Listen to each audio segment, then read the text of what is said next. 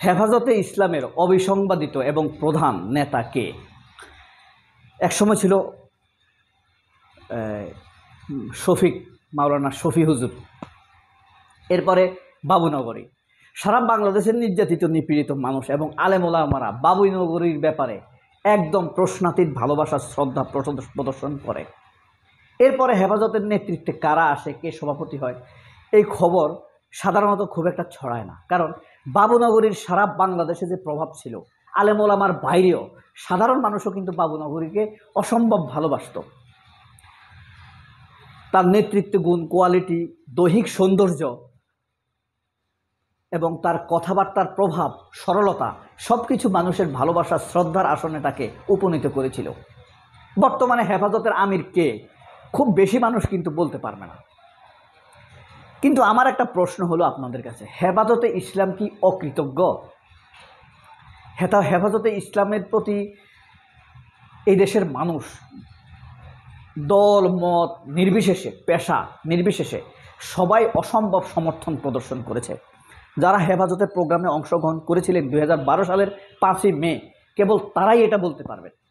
আমরা যখন রাস্তা দিয়ে হাঁটতাম তখন উপর থেকে পানি ফেলতো মানুষ, খাবার ফেলতো, ফল ফেলতো, আপেল ফেলতো, পেয়ারা ফেলতো যাতে মানুষ খায়, পানির বোতল ফেলতো, জুস ফেলতো। রাস্তার মোড়ে মোড়ে জুস ছিল ভরপুর, শরবতওয়ালারা ছিল। একটা মানুষ সেদিন না খেয়েছিল, তৃষ্ণার্ত ছিল, সেটা দেখে নেয়। কিন্তু মানুষ আক্রমণের শিকার হয়েছে, রক্তাক্ত হয়েছে। হেফাজতে ইসলাম কি অকৃতজ্ঞ? এই কথাটি কেন বললাম? ধরেন, যে হেফাজতে ইসলাম সারা জীবন আওয়ামী লীগের পক্ষে ছিল, হেফাজতে ইসলাম কিন্তু আওয়ামী লীগ এবং ভারতের পক্ষের লোক। শুধু হেফাজতে ইসলাম না, 90% কাওমি আলেম, কাওমি ধারাটাই আওয়ামী, কাওমি এবং আওয়ামী, কাওমি লীগ, আওয়ামী লীগ, এটাই বলতো একসময় মানুষ ইন্টেলেকচুয়াল লেভেলে। তো হেফাজতে ইসলাম যখন সারা জীবন আওয়ামী লীগের পক্ষেই বলে গিয়েছে, কোনোদিন বিএনপির পক্ষে ছিল না, কাওমি আলেমরা সবসময় হেফাজতের অনুগত ছিল।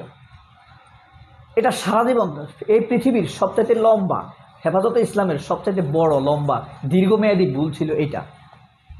এটা তাদের একিনের কারণে হোক, লোভের কারণে হোক, তারা আওয়ামী লীগের সাথে আঁতাত ছিল। কারণ কি, এরা বেশিরভাগই দেওবন্দের পন্থী। মানে এই কারণে ভারত, দেওবন্দ হলো ভারত, এই দেওবন্দ মাদ্রাসাকে যতদিন থেকে নিয়ন্ত্রণ করা শুরু করেছে, তাদের সিলসিলা যারা, তারাও ভারতকে বা ভারতপন্থী শক্তিকে সমর্থন দিত। তো আওয়ামী লীগ যেহেতু ভারতপন্থী শক্তি, ওই সিলসিলা হিসেবে তারা আওয়ামী লীগকে সমর্থন দিত। এটার আরেকটি প্রমাণ হলো হেফাজতের গণহত্যার পর কেন অকৃতজ্ঞ প্রশ্ন করলাম, সেটি বলছি। হেফাজতে ইসলামের 5ই মের গণহত্যার পর 1 বছর যেতে না যেতেই তারা শেখ হাসিনার সাথে একই মঞ্চে উঠেছে না, সেই ভারতপন্থা, সেই আওয়ামী লীগের পন্থা। এখন দেখেন, যেই হেফাজত সারা জীবন জামায়াতের বিরোধিতা করেছে, হেফাজতের কারণে জামায়াত আরও জনপ্রিয় হওয়ার কথা, সেটা হতে পারেনি। কারণ মসজিদে মসজিদে হেফাজতের লোকরাই ইমাম, চরমনাই, পৃথিবীর বাংলাদেশের মসজিদগুলোতে হেফাজত এবং চরমনাইয়ের লোকেরাই কিন্তু ইমাম। এখন আহলে হাদিস কিছুটা ঢুকতেছে। প্রত্যেকটা মসজিদে জামায়াতের ব্যাপারে সরাসরি সমালোচনা হতো, অথচ হেফাজতের 5ই মের প্রোগ্রামে জামায়াত তাদের দিগন্ত টিভি, নয়া দিগন্ত টেলিভিশন এবং তাদের প্রভাবাধীন ইসলামিক টিভি, যদিও ইসলামিক টিভি বিএনপি পন্থী, এগুলো নিয়ে আপনার হেফাজতের পক্ষে নেমেছে। সেই হেফাজতের পক্ষে দিগন্ত টিভি বলতে গিয়ে সেই দিগন্ত টিভি আজ 12 বছর বন্ধ।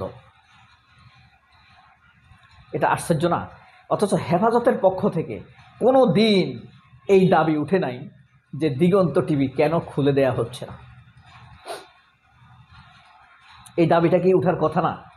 কারণ হেফাজতের প্রোগ্রাম লাইভ কভার করতে গিয়েই দিগন্ত টিভিকে বন্ধ করে দেওয়া হয়েছে।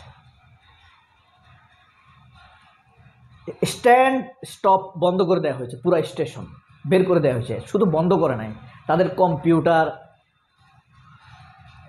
সকল memory, news storage, video playback সব কিছু খুলে নিয়ে গিয়েছে। বুঝেন, একটা টেলিভিশন চ্যানেলে স্টেশনে কত কম্পিউটার থাকতে পারে, হ্যাঁ, ইনফরমেশন গ্যাদার বক্স থাকতে পারে, সব কিছু নিয়ে গিয়েছে। তখন এই যে এখন এবি পার্টি করে না, মুজিবুর রহমান মঞ্জু ছিল তখন হেড অফ নিউজ আর সিইও, এরকম কিছু থাকতে পারে, ভাইস চেয়ারম্যান ছিল। হেড অফ নিউজ ছিল সর্দার ফরিদ আহমেদ। মানুষ এতই প্লিজড ছিল, আমার মনে হয় সেদিন 2 কোটি লোক একাধারে টানা মানে দিগন্ত টিভি দেখছিল। 2 কোটি লোক টানা দিগন্ত টিভি দেখেছে। এত বেশি গ্যাদার দিগন্ত টিভি এত বেশি দেখতো তখন।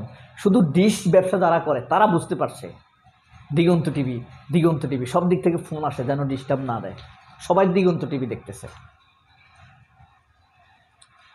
অথচ সেদিনই বন্ধ করে দিল। হেফাজত যেদিন আওয়ামী লীগের সাথে নেগোসিয়েশন করে শেখ হাসিনার সাথে একই মঞ্চে উঠে, সেদিন বলতে পারত যে দিগন্ত টিভি খুলে দেয়া হোক, আমার দেশ খুলে দেয়া হোক। কোনোদিন বলে আমার দেশ তাদের পক্ষে, তাদের অধিকারের পক্ষে না, তাদের সঠিক অধিকারগুলোর পক্ষে এমনভাবে কাজ করেছে আমার দেশ। কিন্তু কোনোদিন হেফাজতের নেতারা আমার দেশ পত্রিকাটি উন্মুক্ত করে দেওয়ার জন্য বা মাহমুদুর রহমানকে জেলে পড়ে রাখা হয়েছে তার জন্য একটি রাজনৈতিক প্রোগ্রাম না থাকুক, দোয়া অনুষ্ঠান পর্যন্ত করেনি। এই কারণে প্রশ্নটি করলাম। এই হেফাজতের জন্য বিপদে পড়েছে দিগন্ত টিভি, আমার দেশ পত্রিকা।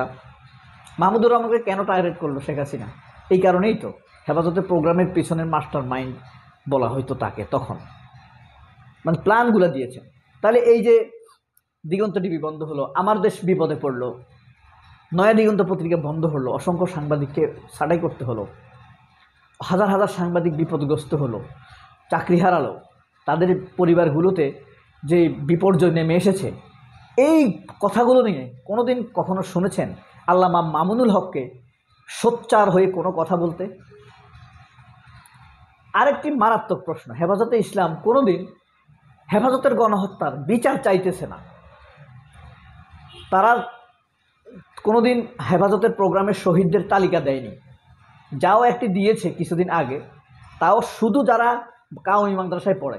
অথচ হেফাজতের প্রোগ্রামে রিক্সাওয়ালা, ঠেলাওয়ালা, আপনার সাধারণ মানুষ, পথচারী, পেশাদার, ডাক্তার, বুয়েটের ইঞ্জিনিয়ার, ডাক্তার নিহত হয়েছে, জামাত শিবিরের অসংখ্য লোক শহীদ হয়েছে। তালিকার মধ্যে তারা এই নামগুলো আনে না। এটা কি হেফাজত ইসলামের ভুলে যাওয়া, ভারতের প্রতি অতি আনুগত্য, জামায়াতের প্রতি অতি ঘৃণা, নাকি আওয়ামী লীগের প্রতি অতিরিক্ত দরদ এখনো? এটা আসলে আমার বুঝে ধরে না, নাকি হেফাজত অকৃতজ্ঞ? সবাই অনেক ভালো থাকবেন। আল্লাহ হাফেজ। আসসালামু আলাইকুম।